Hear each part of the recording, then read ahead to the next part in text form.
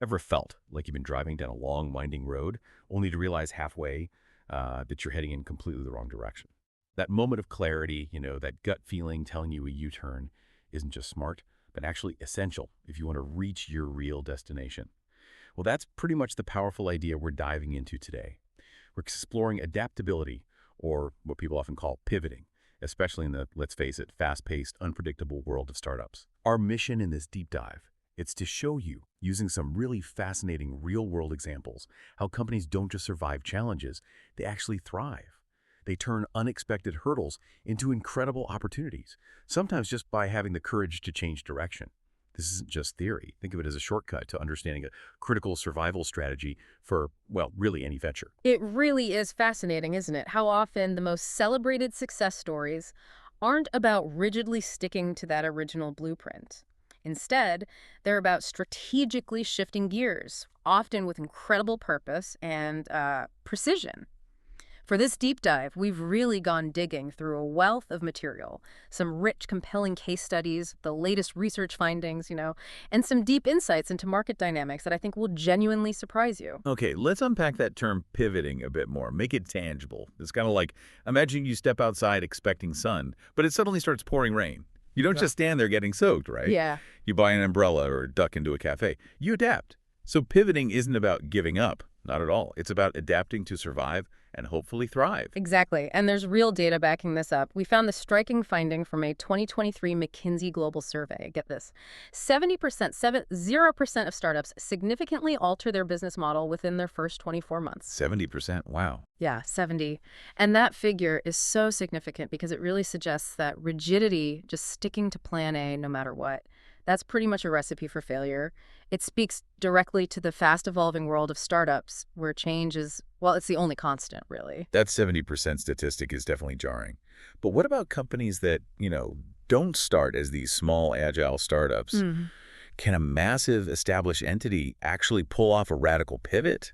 Or is that just a completely different beast? That's an excellent question, and it brings us perfectly to a really powerful example. A global giant that pulled off one of the most incredible turnarounds in recent memory, Microsoft. Yeah. Specifically, Microsoft under the leadership of Satya Nadella. Ah, Microsoft. Right. Before Nadella took the helm, Microsoft, well, despite its huge legacy, Windows being everywhere, it felt a bit like that cool kid from the 90s who hadn't quite figured out how to fit into the 21st century. The digital landscape had moved on decisively to mobile and, crucially, to cloud computing. And Microsoft, frankly, was struggling to keep pace, their stock price. Pretty stagnant for years. And the company had this perception, this sort of know-it-all attitude. Brilliant at what it did, sure, but maybe not so great at listening to the market or even its own innovators. Right. It sounds like they're maybe clinging to their past successes a little too tightly. So what did Nadella actually do to shake off that inertia? How did he start that monumental shift? Well, when Nadella stepped into the CEO role, that was February 2014, he understood that just tweaking products wouldn't cut it. He needed something much deeper. He initiated a profound strategic and cultural pivot. It wasn't just top-down orders. He fundamentally shifted Microsoft's whole ingrained know-it-all stance to what he called a learn-it-all culture. Learn it all. I like that. Exactly. And it wasn't just a slogan. It empowered teams to spot market shifts quickly, to test new ideas without this constant fear of failure. And importantly, to strategically deprioritize legacy products, even successful ones, that weren't serving the company's future. He famously went on a listening tour, really engaging directly with employees at all levels, with key customers, with partners. He genuinely wanted to understand their pain points, their aspirations, and where they saw technology heading. That's a powerful approach. It's one thing to say you're listening, but to actually build a culture around it, especially in a company that size, that's something else. What was the biggest strategic gamble he took then? Okay, so one of his most defining moves, and this came directly from that listening and learning, was making an incredibly bold bet on cloud computing. Microsoft Azure, their cloud platform, it existed, sure, but it was kind of in the background. Nadella pulled it right to the front, made it the main act. He poured immense resources into its development, its infrastructure, making it a direct, formidable competitor to Amazon Web Services. Taking on AWS, right. Big move. Huge. And he didn't just invest in existing tech. He also, very foresightfully, shifted resources towards AI, towards other emerging technologies. He was positioning Microsoft not just to catch up, but actually to lead in the next digital age. It was a complete reorientation of where Microsoft saw its future. So after all these changes, the cultural shift, the big strategic bets, what were the results? I mean, when you bet that big, it can be make or break, can't it? Absolutely. And what Nadella engineered was, well, it's not an exaggeration to call it a genuine business miracle. The numbers just speak for themselves. Microsoft's stock price soared over 900% in under a decade. 900%. 900, reaching a market cap exceeding, wait for it, 3 trillion US dollars by 2024. Oh, okay. And here's where it gets really interesting. This wasn't just a product pivot, right? It was a complete mindset shift for a tech titan. A testament to the sheer power of combining cultural and strategic adaptability on an absolutely massive scale. Almost unprecedented. That is an unbelievable turnaround. Yep. But as you said, it was led by one person at the top, Nadella. Does a successful pivot always need that single visionary leader? Or can it bubble up from other parts of an organization? And how do these kinds of strategies play out in different markets, like, say, the incredibly dynamic landscape we see in India? That's a crucial distinction. And it allows us to shift focus perfectly, from a global giant like Microsoft to an equally compelling success story, but from India, one that really embodies adaptability right from its roots. BookMyShow. Ah, BookMyShow, yes. Founded way back in 1999. They started by solving a very real, very tangible pain point for millions of Indians. Remember those endlessly long queues at movie theaters just to buy a ticket? Oh, I remember them well. Total nightmare sometimes. Exactly. BookMyShow brought the convenience of online booking to a nation that was really eager for it. That initial solution itself was groundbreaking for its time in India. Hard to imagine that frustration now, isn't it, with everything online? But I hear the founder's story, how he got started, is pretty memorable itself. Ashish Hemrajani's journey into entrepreneurship is certainly unconventional, definitely memorable. Picture this. He leaves a lucrative corporate job, okay? And then he shares his initial business idea with his boss via what he himself describes as a drunk text while he was on holiday in South Africa. No way. A drunk text. That's the story. It's this almost impulsive start that somehow led to this massive venture. But the real pivot for BookMyShow wasn't just launching. It was about its continuous evolution. They didn't just stop at movie tickets. They quickly saw a much broader opportunity in the whole entertainment landscape. Their insight was that the ticket was just the entry point. The real prize was the broader entertainment experience people were craving. Okay, makes sense. So this led them to expand their platform, plays, concerts, sports events. They even moved into original content creation. This strategic shift turned them into a comprehensive entertainment hub. They were constantly adapting to market needs, embracing new tech, serving a much wider, more diverse audience. And it hasn't all been smooth sailing, has it? Which proves that even established players, even those who've made successful pivots, can hit turbulence. I'm thinking of the Coldplay concert ticket fiasco back in 2025. Yeah. That caused a huge uproar, didn't it? Led to Hemrajani even being summoned by the police. That's right, it did. So that just shows adaptability isn't a one-time fix. It's an ongoing process, a continuous adjustment. So what does this all mean for someone navigating the unpredictable world of business, especially in a market like India?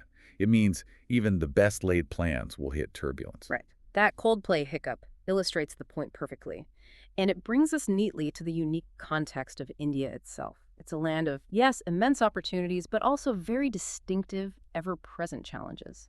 The market isn't just large, it's incredibly vast and diverse. What works wonders with consumers in Mumbai might completely miss the mark with people in, say, Madurai.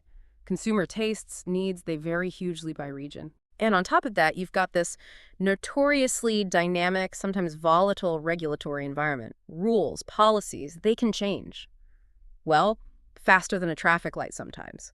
This highly fluid landscape absolutely demands an unparalleled level of agility. A built-in capacity for pivoting is non-negotiable for any startup hoping to succeed there. It sounds like a high-stakes game where every move really counts. And we've seen some fantastic examples of this agile pivoting from Indian startups. Can you give us a couple more that truly embodies that dynamic spirit? Absolutely. Let's take Zerodha, for instance. They started out as a relatively small, quite traditional brokerage firm, but they saw this massive unmet need. They pivoted to become one of India's largest stockbrokers. No. By offering incredibly low-cost, tech-driven services aimed squarely at a new generation of investors. The low-cost model, yeah. But it wasn't just lower costs. They really understood the psychology of India's emerging digital-first investors. They built intuitive tools, demystified trading, made it accessible to millions. They pivoted the cost model and the user experience for investing. Or think about BYJU'S. It began basically as a tutoring service. They didn't just stay there. They transformed into this comprehensive edtech platform, valued at billions. Their pivot wasn't just about digital delivery, it was about expanding the scope of learning, integrating interactive content, personalized learning paths. It demonstrated an incredible capacity for flexible growth, expanding into totally new areas of education. Those are really powerful examples, sensing a need and just transforming to meet it. But is there something uniquely Indian that gives these startups an edge in this kind of environment, a sort of cultural secret sauce, maybe? I think there absolutely is, and it's often referred to as India's unique cultural advantage, the Jugaad mindset. God, right. Now, this isn't just about quick fixes or finding loopholes. It's deeper. It's a deeply ingrained resourcefulness. It's about out-of-the-box thinking, finding ingenious solutions, often with limited resources, frequently in unconventional ways. This creativity fosters what we often see as nonlinear growth. It helps startups disrupt entire industries, scale rapidly from really humble beginnings. Nonlinear growth. I like that framing. Yeah. And if we connect this to the bigger picture, India's inherent entrepreneurial spirit, it's almost like a built-in pivot mechanism, a natural inclination towards finding new paths, finding innovative solutions when the traditional or obvious ones are just blocked. A built-in pivot mechanism. That's a profound way to put it. And it really brings to mind the philosophy of one of India's most revered businessmen, Ratan Tata. He once said something I absolutely resonate with. I don't believe in taking right decisions. I take decisions and then make them right. Powerful quote. Isn't it? For entrepreneurs, that's pure gold. It's this embrace of mistakes, this commitment to learning from failures. It highlights a persistent, iterative process of adaptation. It's about recognizing perfection isn't the goal. Continuous improvement and correction are. It reminds us that every maybe wrong turn is just an opportunity to make a new right decision going forward. And this truly aligns with a broader philosophical context, too. It echoes Charles Darwin's timeless insight on survival. Darwin famously stated, and I'm paraphrasing slightly, "It is not the strongest of the species that survives, nor the most intelligent, but the one most responsive to change." Still relevant today. Absolutely. It's not just true for the natural world, it's uncannily accurate for the business ecosystem. In the startup world, success isn't really about being the strongest company with the biggest budget or even the smartest with the most brilliant initial idea.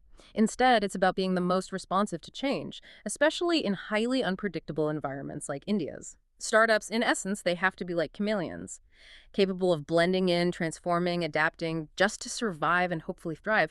Their very existence depends on this fluidity, this willingness to evolve. So as we wrap up this deep dive, the key lesson, really, from the incredible journeys of Microsoft, BookMyShow, Zerodha, BYJU'S, and drawing on the wisdom of Ratan Tata and Charles Darwin, it seems crystal clear.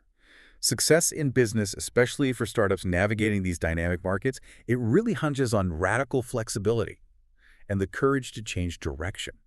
It's about recognizing when your original plan just isn't working, when the market has shifted under your feet, and then having the boldness, the foresight, and crucially, maybe the humility to try something entirely new. It's about continually asking, is there a better way? And this, I think, raises an important question for all of us listening. Whether we're building a company, navigating our own careers, or even just dealing with our personal lives, what sacred cows in our own thinking or in our plans might actually be holding us back from the next great pivot? Are there assumptions we're clinging to, maybe out of comfort or just habit, that are actually limiting our potential for growth and adaptation? Exactly. A great question to ponder. So whether you're a seasoned entrepreneur with years under your belt or maybe just starting out with that initial spark of an idea, remember, keep your eyes open, keep your mind flexible, and keep your spirit adaptable. Who knows, maybe one day, your story of adaptability, your perfectly executed pivot, will be the next one we unpack in a deep dive. Until then, keep pivoting, and maybe, just maybe, don't send drunk texts to your boss. Unless you're Ashish Hemrajani, of course.